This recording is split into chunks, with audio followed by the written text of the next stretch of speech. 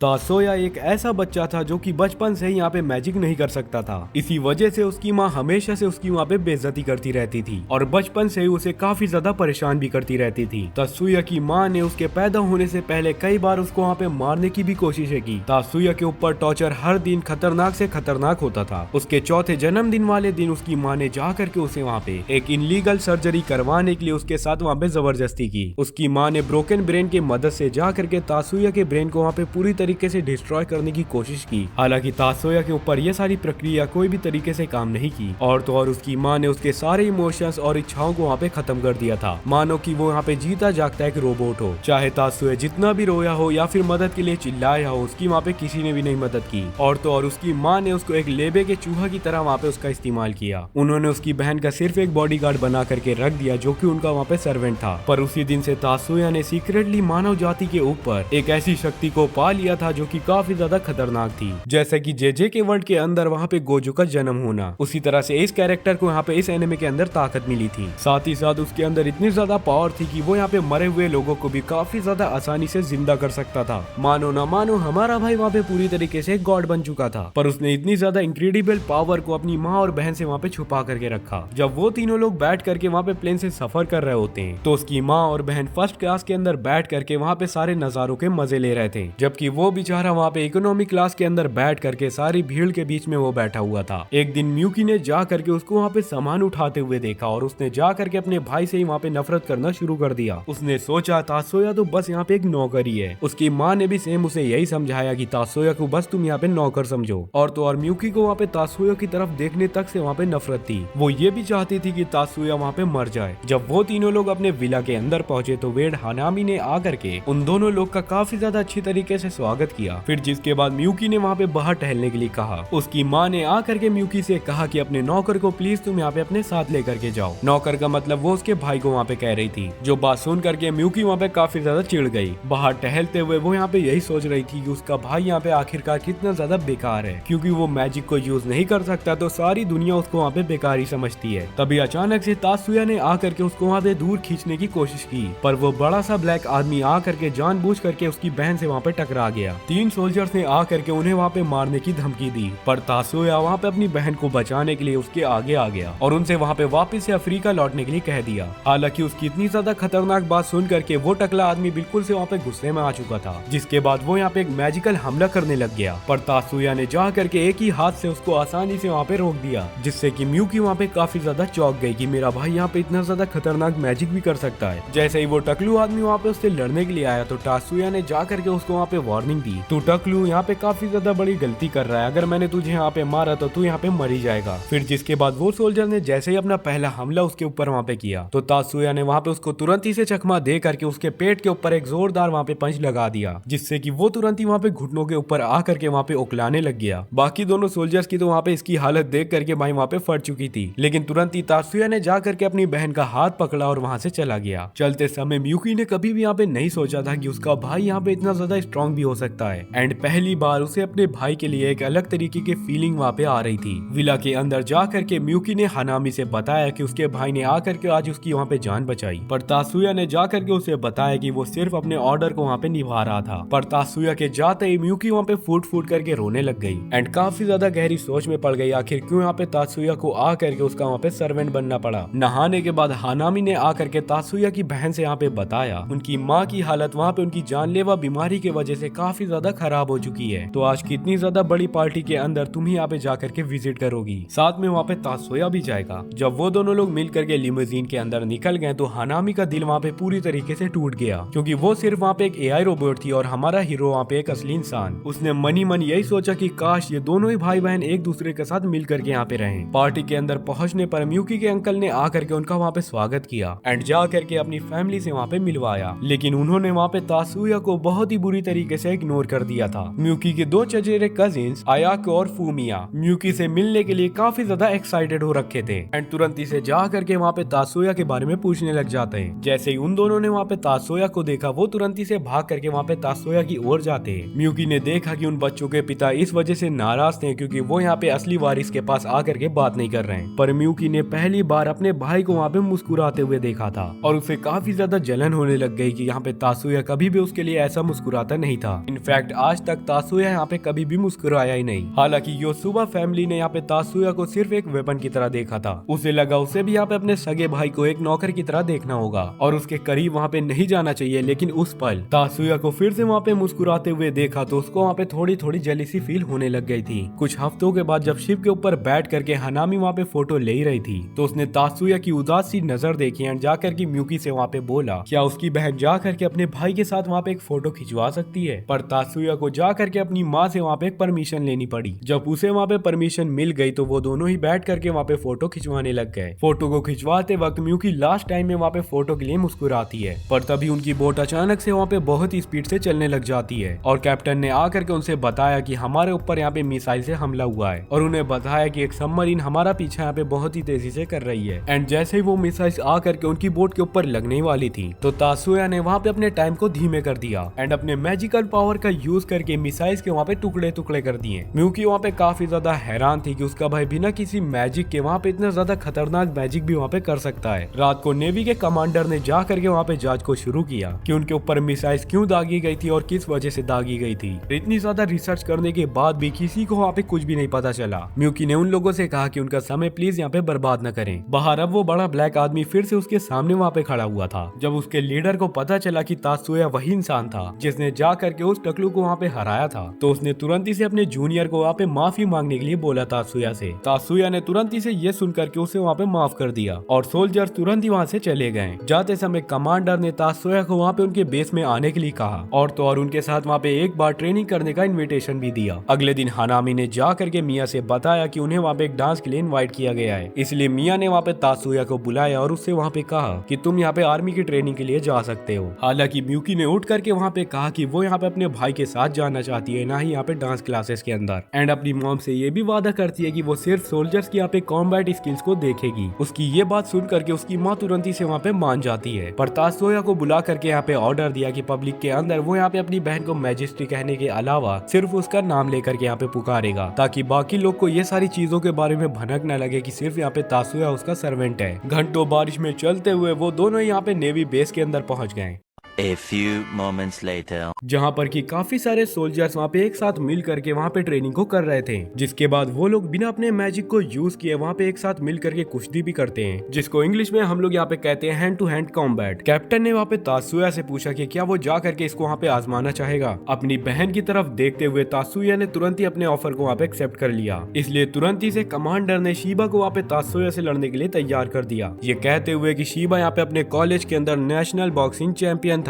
जैसे ही उन दोनों ने जाकर के अपनी स्टैंसेस वहाँ पे ले ली, शीबा ने उससे ये सारी चीजों को वहाँ पे मजाक में लेने के लिए कहा। पर जैसे ही वहाँ पे मैच शुरू हुआ, शीबा ने आगे जा करके वहाँ पे तासुया के ऊपर हमला करने की कोशिश करी, लेकिन वहाँ पे तो तासुया को वो वहाँ पे एक पंच भी नहीं लैंड कर पाया एंड उल्टा से उसके चेस्ट के ऊपर एक और वार करके उस सोल्जर को वहाँ पे गिरा दिया। गजब बेइज्जती है यार ये तो। जिसके बाद तुरंत ही से कमांडर ने तासुया के खिलाफ हारुतो को वहाँ पे बुलाया एंड हारुतो से कहा कि तुम यहाँ पे अपनी पूरी पावर लगा देना इस बच्चे को यहाँ पे हराने के लिए। हारुतो ने वहाँ पे जा करके तासुया को नीचे गिराने के लिए गोजो की तरह उछल करके वहाँ पे उसे एक किक मारी, लेकिन तासुया कह रहा था अभी नहीं बेटे, वो उसके हर वार से बहुत ही आसानी से बचे जा रहा था। हालांकि दूसरा सोल्जर भी काफी ज्यादा हैरान हो गया था ये सारी चीजों को देख करके, जैसे कि उसे यहाँ पे डेडली कॉम्बैट का एक्सपीरियंस हो। हर अटैक के साथ तासुया ने लगातार अपने अपोनेंट से वहाँ पे दूरी बनाई ताकि उसका अपोनेंट जा करके अपने छुपे हुए हथियार से वहाँ पे हमला न कर पाए। बचे हुए वारों को रोकने के बाद तासुया ने वापस से वहाँ पे हमलों को करने की कोशिश की, पर उसके दोनों ही वार वहाँ पे रोक दिए गए।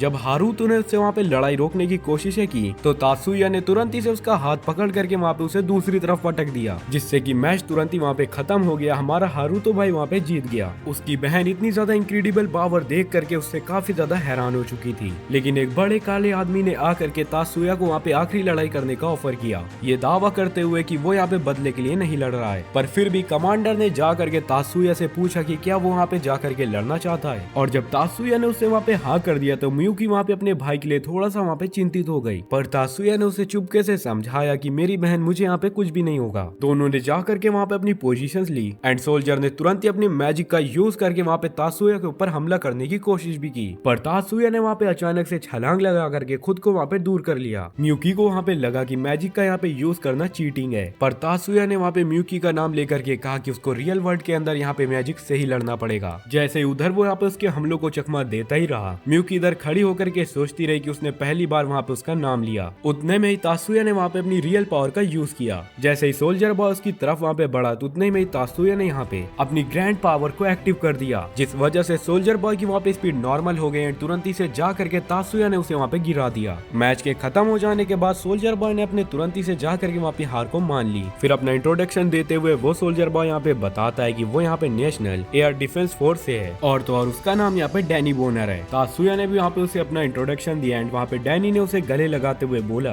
कि तुम जब भी फ्री हो तुम मुझे यहाँ पे कॉल लगा सकते हो मेरे ब्रो। 3 दिन हो जाने के बाद म्यूकी ने खड़े खड़े वहाँ पे सोचा कि उसका भाई तो यहाँ पे दिन भर एनिमे को देखता ही रहता है, पता नहीं मेरा भाई अपना इतना ज्यादा प्रीशियस समय को कैसे यहाँ पे बर्बाद कर सकता है, बजाय इसके कि वो कुछ और जा करके वहाँ पे बेहतर करे। उस दोपहर को जब वो लोग यहाँ पे बैठ करके चाय पी रहे थे उतने में ही वहाँ पे इमरजेंसी अलार्म बजने लग जाता है। नेशनल डिफेंस फोर्स ने जा करके वहाँ पे अनाउंसमेंट की थी कि उनकी डिफेंसिव शिप्स को दुश्मन फोर्स ने जा करके वहाँ पे डुबो दिया है, जिस वजह से सभी लोगों को वहाँ पे आइलैंड के अंदर से एक सुरक्षित जगह के अंदर जाना चाहिए। तात्सुया वहाँ पे उन्हें आइलैंड के शेल्टर तक ले जाने के लिए वहाँ पे खड़ा हो गया। तभी उतने में ही वहाँ पे फोन के अंदर कॉल बजने लग गई और माया जो कि यहाँ पे मिया की जुड़वा बहन थी जिसने वहाँ पे तात्सुया की पावर को फ्री कर देने के लिए बोल दिया। माया ने कहा कि वो तात्सुया के पावर को खोलने वाले मीटर को बिना कुछ किए वहाँ पे खोल सकती है, इसलिए मिया वहाँ पे बहुत ही आसानी से मान जाती है एंड फोन को वहाँ पे काट देती है। कुछ मिनट के बाद एक आर्मी का टैंक वहाँ पे उन्हें शेल्टर तक पहुँचाने के लिए वहाँ पे लेकर के जाता है। वहाँ पहुँचने पर डैनी उनका पर्सनल बॉडीगार्ड बन जाता है और उसे वहाँ पे एक दूसरे सोल्जर साथी के साथ एक दूसरे कमरे में बैठने के लिए वहाँ पे कहता है। जब शेल्टर वहाँ पे तैयार किया जा रहा था तो तभी वहाँ पे उनके साथ एक दूसरा परिवार भी था, लेकिन हानामी को कुछ वहाँ पे काफी ज्यादा अजीब सा लगा क्योंकि शेल्टर हमेशा से पहले खतरनाक हमलों के लिए यहाँ पे तैयार रहते हैं। इसी समय तात्सुया ने यहाँ पे म्यूकी को शांत करने की कोशिश की और उससे मनी मन बताया कि वो हमेशा वहाँ पे उसका साथ देता रहेगा। उसका नाम सुन करके म्यूकी वहाँ पे सोचने लगी कि तात्सुया यहाँ पे ये सारी चीजों को क्यों कह रहा है। उतने में ही तात्सुया वहाँ पे खड़ा हो जाता है एंड उसे वहाँ पे बंदूकों की वाइब्रेशन की आवाजें सुनाई देने लग जाती हैं। थोड़ी देर के बाद दूर से वहाँ पे कुछ गोलियों के चलने की आवाज सुनाई देने आई। जब हानामी ने उससे पूछा कि यहाँ पे आवाज कहाँ से आ रही है तो तात्सुया ने बैठ करके वहाँ पे बिल्डिंग को एनालाइज किया एंड उसने महसूस किया कि इस कमरे के अंदर तो मैजिक किया गया है ताकि उनके मैजिक पावर को कम से कम यहाँ पे कर दिया जाए जिससे कि वो लोग वहाँ पे कोई भी चीज को यूज न कर पाए। माया ने तुरंत ही से तात्सुया को वहाँ पे बाहर की जांच करने का ऑर्डर दे दिया। फिर जिसके बाद मिया ने वहाँ पे अपनी एबिलिटी से तात्सुया का वहाँ पे मीटर हटा दिया जिससे कि हमारे तात्सुया भाई की पावर तुरंत ही वहाँ पे फ्री हो गई। फिर जिसके बाद जैसे ही तात्सुया वहाँ पे बाहर जाता है तो वो देखता है कि गार्ड्स तो वहाँ पे एक दूसरे के ऊपर गोली चला रहे हैं एंड होटल के अंदर गार्ड्स उन्हें वहाँ पे शेल्टर तक ले जाने के लिए तैयार थे, पर माया ने पहले उन्हें दूसरे फैमिली को ले जाने के लिए कहा क्योंकि वो बेचारी बैठ करके वहाँ पे तात्सुया का इंतजार कर रही थी। पर असल में उसने जा करके हानामी को बताया कि वो यहाँ पे तात्सुया की कोई भी परवाह नहीं करती, बल्कि वो यहाँ पे ये सारी चीजें इस वजह से कह रही है क्योंकि वो यहाँ पे इन सोल्जर्स के ऊपर भरोसा नहीं करती। उसी पल तुरंत ही डैनी वहाँ पे अंदर आया, लेकिन उसके साथियों ने मिल करके उसके ऊपर वहाँ पे फायरिंग कर दी, जबकि वो लोग वहाँ पे ध्यान को भटकाने में लगे हुए थे। हानामी ने तुरंत ही जा करके प्रोटेक्टिव बैरियर वहाँ पे डाल दिए, पर एक सोल्जर ने आकर के उनकी फोर्स स्पीड को वहाँ पे कम कर दिया, जिसके वजह से उनका मैजिक वहाँ पे कोई भी काम का नहीं बचा। डैनी अपने सारे साथियों के ऊपर काफी बुरी तरीके से चिल्लाने लगा कि वो सभी लोग यहाँ पे होश के अंदर आ जाएं, पर उसके दोस्त ने उसे वहाँ पे चिल्लाते हुए कहा कि वो वहाँ पे एक मैजिशियन है, वो अपनी पावर की वजह से अपने आप को वहाँ पे राजा की तरह समझता है, इसलिए तुम हमारे इतने ज्यादा भयंकर स्ट्रगल को कभी भी यहाँ पे नहीं समझ पाओगे। डैनी वहाँ पे तुरंत ही से अपने हथियार को डाल देता है एंड जा करके उनको वहाँ पे याद दिलाने की कोशिश करता है कि वो भी वहाँ पे उनका दोस्त है, पर जैसे ही उन सभी लोग का वहाँ पे उन पर से ध्यान हटा, म्यूकी ने वहाँ पे अपने फ्रीजिंग मैजिक का यूज करके उनमें से एक सोल्जर को बहुत ही आसानी से जा करके वहाँ पे खत्म कर दिया। सोल्जर अपनी दोस्त के खत्म हो जाने के वजह से वहाँ पे काफी ज्यादा गुस्से में आ गया एंड म्यूकी और उसके परिवार को तुरंत ही से जा करके वहाँ पे मार डाला, लेकिन जैसे ही म्यूकी वहाँ पे मरी, एक सोल्जर तुरंत ही से वहाँ पे गायब हो गया। उतने में तात्सुया वहाँ पे आ जाता है एंड उसके वहाँ पे आते ही बाकी सोल्जर्स को वो वहाँ पे मारना शुरू कर देता है एंड अपनी बहन को बचाने के लिए तुरंत ही उसकी ओर वहाँ पे भाग जाता है। उसने तुरंत ही से जा करके अपनी बहन के सीने के ऊपर वहाँ पे अपने हाथ रख दिया एंड अपनी अल्टीमेट पावर का यूज करके उसको वहाँ पे रिवाइव करने की कोशिश की और अपनी बहन को वापस आने को बार बार वहाँ पे चीख चीख करके कहने लग गया। अपने कॉन्शियसनेस के अंदर वहाँ पे उसकी बहन सोच ही चुकी थी कि वो वहाँ पे पूरी तरीके से मर चुकी है, पर तात्सुया की आवाज तो वहाँ पे उसकी कॉन्शियसनेस तक पहुंच चुकी थी। हालांकि म्यूकी वहाँ पे सोचने लगी कि तात्सुया मुझे यहाँ पे इतनी बुरी तरीके से क्यों ही बुलाएगा, मैं तो उसको हमेशा से यहाँ पे सर्वेंट मानती चली आ रही हूँ और तो और मैं उसको कभी भी यहाँ पे प्यार नहीं करती थी। म्यूकी वहाँ पे मरने से पहले यही सोच रही होती कि काश उसने मरने से पहले यहाँ पे अपने भाई को थोड़ा सा भी प्यार दिया होता। म्यूकी की सारी पावर वहाँ पे खत्म हो गई, पर जैसे ही वो वहाँ पे मर गई, एक मैजिक सर्कल वहाँ पे गोल गोल घूमते हुए उसकी ओर वहाँ पे बहुत ही तेजी में आने लग गया एंड उसके घाव वहाँ पे अपने आप भरने लग गए जैसे ही वो वहाँ पे उठ गई। एंड उसने वहाँ पे महसूस किया कि उसका भाई दुनिया के अंदर सबसे ज्यादा अमेजिंग पावर को वहाँ पे रखता है। जैसे उसकी वहाँ पे आंखें खुली तो वो तुरंत ही से जा करके अपने भाई के वहाँ पे गले लग गई। तो तासुया ने भी जा करके उसको वहाँ पे गले लगा लिया। जब उसने पीछे देखा तो उसने वहाँ पे पाया कि उसकी मॉम वहाँ पे पूरी तरीके से मर चुकी है। तासुया ने तुरंत ही से अपनी गन को वहाँ पे निकाल लिया एंड वहाँ पे अपनी मॉम की तरफ पॉइंट किया एंड अपनी पावर से धीरे धीरे अपनी मॉम को वहाँ पे हील कर दिया, जिसकी वजह से उसकी मॉम वहाँ पे तुरंत ही जिंदा हो जाती है। इसके साथ ही उसने जा करके हनामी के घाव भरना भी वहाँ पे शुरू कर दिया। पर हनामी वहाँ पे काफी ज्यादा बुरी तरीके से चौंक गई, क्योंकि इस दुनिया के अंदर कोई भी यहाँ पे मरे हुए इंसान को वापस से यहाँ पे जिंदा नहीं कर सकता। 30 मिनट के बाद वहाँ पे आर्मी के लीडर ने आकर के हमारे तासुया भाई से अपने आर्मी के कुछ सोल्जर्स के बिट्रेट करने की वजह से आकर के उससे वहाँ पे माफी मांगी, पर ये भी बताया कि एक बहुत बड़ा शिप्स का झुंड उन लोगों की तरफ यहाँ पे आ रहा है और तो और 80% डिफेंस फोर्स यहाँ पे पूरी तरीके से खत्म हो चुका है। तासुया इस बात को बहुत ही अच्छी तरीके से समझता है एंड यहाँ पे आर्मी के लीडर से कहता है और अपने परिवार को सुरक्षित करने के लिए वहाँ पे मड सूट और काफी ज्यादा अच्छी मिलिट्री को वहाँ पे मांगता है। लीडर ने पूछा कि उसे यहाँ पे ये सारी चीजें किस वजह से चाहिए। तासुया ने वहाँ पे काफी ज्यादा गुस्से में आकर के कहा कि वो अपने फैमिली के सभी एनिमी को जा करके बहुत ही बुरी तरीके से वहाँ पे पटक करके मारेगा, क्योंकि उन सभी लोगों ने आकर के उसकी बहन को वहाँ पे मारा था। लीडर ने वहाँ पे तासुया की बात मानी, लेकिन एक शर्त पर कि वो किसी भी ऐसे इंसान को नहीं मारेगा जो कि वहाँ पे अपने आप को सरेंडर कर दे। तासुया ने वहाँ पे धीरे से कहा कि उन्हें वहाँ पे सरेंडर करने का मौका ही नहीं मिलेगा। जैसे ही वो यहाँ पे आगे बढ़ा, म्यूकी घबरा करके उसके पास आ जाती है एंड तासुया को वहाँ पे अपनी जान को जोखिम में डालने के लिए वहाँ पे मना करने लग गई। पर तासुया ने वहाँ पे उससे कहा कि उसने पूरी तरीके से यहाँ पे कसम खाई हुई है कि जो भी आकर के उनकी बहन को वहाँ पे नुकसान पहुँचाएगा वो उन्हें पूरी तरीके से यहाँ पे खत्म कर देगा। तासुया ने ये भी कहा कि वो जब तक यहाँ पे शांत नहीं बैठेगा तब तक वो यहाँ पे अपने गोल को पूरा न कर ले। म्यूकी ने जब ये सारी चीजों को सुना तो वो वहाँ पे कहती है कि ये सारी चीजों का मतलब क्या है। तासुया ने वहाँ पे महसूस किया कि उसने अनजाने में वहाँ पे अपने सीक्रेट को बता दिया है, पर उसने कहा कि अब समय यहाँ पे पूरी तरीके से आ चुका है कि अब वो यहाँ पे सच्चाई जाने। उसने ये कहा कि इस दुनिया के अंदर मेरी बहन ही वो चीज है जिसको मैं सबसे ज्यादा यहाँ पे प्यार करता हूँ, या कह लो मैं सिर्फ तुम्हें यहाँ पे प्यार करता हूँ, और अगर मुझे अपनी बहन की सुरक्षा के लिए यहाँ पे अपनी जान भी देना पड़े तो मैं यहाँ पे खुशी खुशी दे दूंगा, और अगर मुझे यहाँ पे अर्थ को भी जलाना पड़े तो मैं खुशी खुशी जा करके उसको भी वहाँ पे जला दूंगा। फिर जैसे ही तासुया वहाँ पे आगे बढ़ा, आर्मी के हेलीकॉप्टर जा करके वहाँ पे उड़ान भरने लग गए।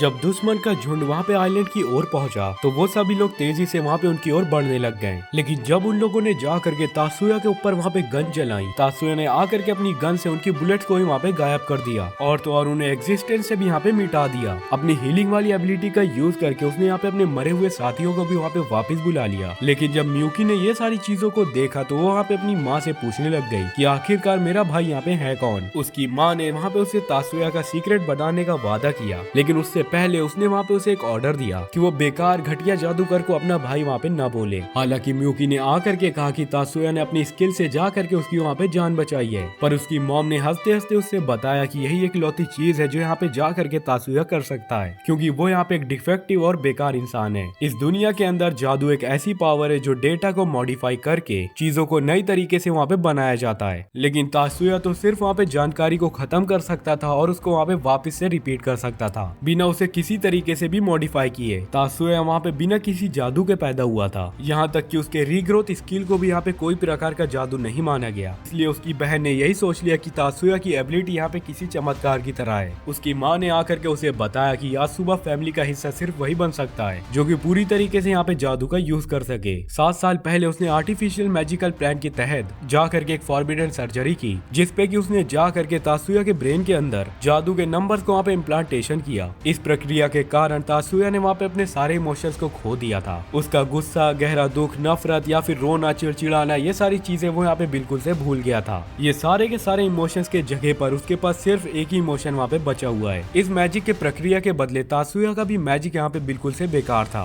उसे हर दिन कड़ी से कड़ी ट्रेनिंग से यहाँ पे गुजरना पड़ता था ताकि वो यहाँ पे गार्डियन या फिर सर्वेंट के तौर पर जा करके किसी की वहाँ पे हेल्प करे। उस पल म्यूकी को वहाँ पे पूरी तरीके से एहसास हुआ कि उसकी माँ ने भी उसी सर्जरी के दौरान वहाँ पे अपने भी कुछ सेंसेस को वहाँ पे खो दिया है, पर उसकी मॉम ने आकर के बताया कि तासुया का इकलौता बचा हुआ इमोशन ये है कि वो सिर्फ अपनी बहन से यहाँ पे प्यार करता है। यूकी ने इतना ज्यादा कड़वा सच सुना तो वो तुरंत ही से जा करके बहुत ही बुरी तरीके से रोने लग जाती है। एंड क्योंकि उसकी मॉम ने बताया कि तासुया ने अपनी पूरी जिंदगी यहाँ पे उसकी बहन की जिंदगी अच्छी बनाने में लगा दी, तासुया ने अपनी माँ को कभी भी सच में माता पिता तो माना ही नहीं। इतनी ज्यादा खतरनाक सच्चाई जान जाने के बाद म्यूकी ने यहाँ पे सोचा कि क्या सच में वो यहाँ पे तासुया के साथ सही करती आ रही थी। थी। मतलब कि इतना ज्यादा कठोर व्यवहार, हमेशा उसकी शकल से वहाँ पे हेट करना, ये सारी चीजों को सोच सोच करके म्यूकी वहाँ पे काफी ज्यादा रिग्रेट कर रही थी। उसी बीच युद्ध के मैदान में बची हुई 6 शिप्स वहाँ पे आइलैंड के किनारे की ओर आए जा रही थी। उतने में ही तात्सुया ने जा करके एक बड़ी सी गन को वहाँ पे तैयार किया एंड बेस के अंदर एक बहुत ही ज्यादा विशाल बैरल बना लिया। हानामी ने वहाँ पे पूछा कि क्या वो वहाँ पे तात्सुया की मदद के लिए जा सकती है, लेकिन मिया का तो उससे कोई भी फर्क नहीं पड़ता था। उसका मन करे तो वो जा सकती है वरना नहीं, क्योंकि तात्सुया वहाँ पे अपनी दूसरी अल्टीमेट एबिलिटी का यूज करने वाला था। फायर कर देने से पहले तात्सुया ने अपने साथियों से कहा कि प्लीज तुम लोग यहाँ पे युद्ध के मैदान से पीछे चले जाओ, वरना तुम लोग यहाँ पे दुश्मन के हाथों मारे जाओगे। हालांकि सारे सोल्जर्स ने मिल करके ये सारी चीजों को मानने से मना कर दिया और तो और शुरू से आखिर तक उसके सपोर्ट करने की वहाँ पे ठान भी ली। जिसके बाद तात्सुया ने वहाँ पे अपने बैरल को नीचे की ओर झुकाया एंड तुरंत ही से वहाँ पे फायरिंग करना शुरू कर दिया। उसी बीच एनिमी की गोलियां भी उन लोगों की तरफ वहाँ पे आ रही थी, इसलिए सोल्जर्स ने जा करके अपने बैरियर मैजिक का यूज किया ताकि वो लोग उन्हें वहाँ पे रोक सके। जो समय उन लोगों ने जा करके निकाला उसका यूज यहाँ पे तात्सुया ने पहले चलाई गई हुई गोलियों को वहाँ पे कैलकुलेट करने में निकाल दिया, लेकिन पूरे झुंड ने एक साथ उन लोगों की तरफ वहाँ पे फायरिंग करना शुरू कर दिया और तो और वहाँ पे बड़ी से बड़ी मिसाइलें वहाँ पे छोड़ दी। उतने में ही हानामी वहाँ पे मोटर बाइक के ऊपर तेजी से वहाँ पे उन लोगों की तरफ आती है एंड आखिरी पल में आकर के विस्फोटों को वहाँ पे पूरी तरीके से रोक दिया। सोल्जर्स ने वहाँ पे सोचा कि वो आखिरकार कितनी देर तक यहाँ पे टिक पाएगी, लेकिन अपनी पूरी एनर्जी खत्म होने से पहले तात्सुया ने वहाँ पे अपनी आखिरी फायर को उड़ा दिया,